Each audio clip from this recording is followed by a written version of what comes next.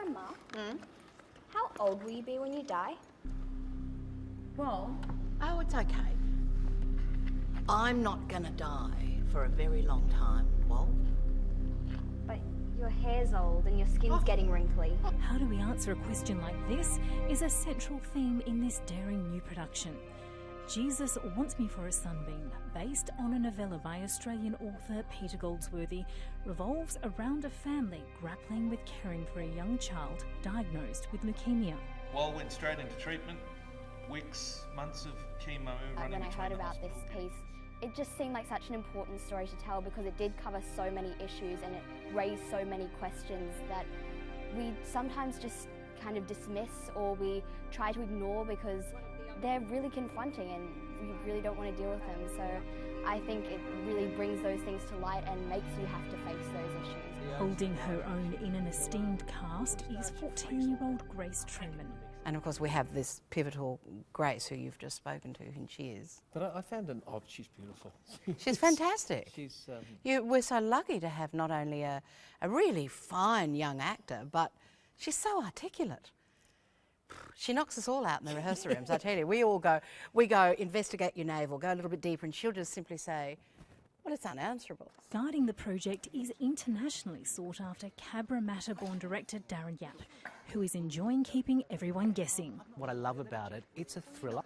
When theatre can do that, live theatre, it's exciting for an audience.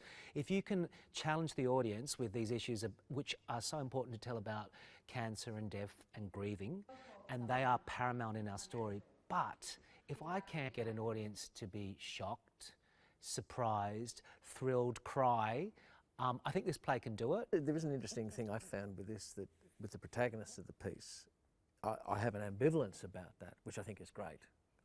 Do you shift the way you feel about them? And I think any piece that can present that, any theatre that can present that and open up the issues to an audience, I think that's exciting. I mean, that's exciting theatre. you, Dad, you smoked 2 packets a day. You still do. I mean, not as much, but I'm not saying that has anything to do with Wal, but there has to be an explanation somewhere. There has to be. To suggest that he had something to do with Wal, I think it's the most horrible thing you have ever said. Exploring the complexities and less exposed aspects of Australian society is the bedrock of newly formed company, the National Theatre of Parramatta. We've only existed for 3 years, and our rationale is that we want to reflect the world around us, have stories that resonate with our local community and also a wider audience as well. So we've also started touring and going into other venues. I think it's really important because there are a lot of stories that still aren't told or haven't been given the air to breathe. When I die, will I go to heaven? Of course. One day, not for a long time. What will I do there on my own? Now, with an all-important world premiere just around the corner, the tension and excitement is palpable.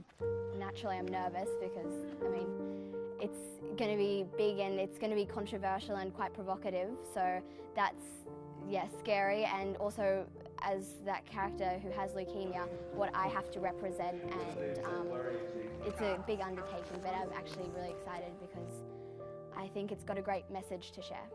I have 6 wonderful, perfectly cast actors, and again, Joanne Key indulged me to take the time to get those 6 right. And so every time I'm in that room and they're making the choices they're making, I go, I don't really need to do, they're making it work because they have the soul and the skill to do that. So I go, use my fear, use my doubt, use their talent, and somehow we'll all marry together in the end. A match made in heaven. What more could you ask for?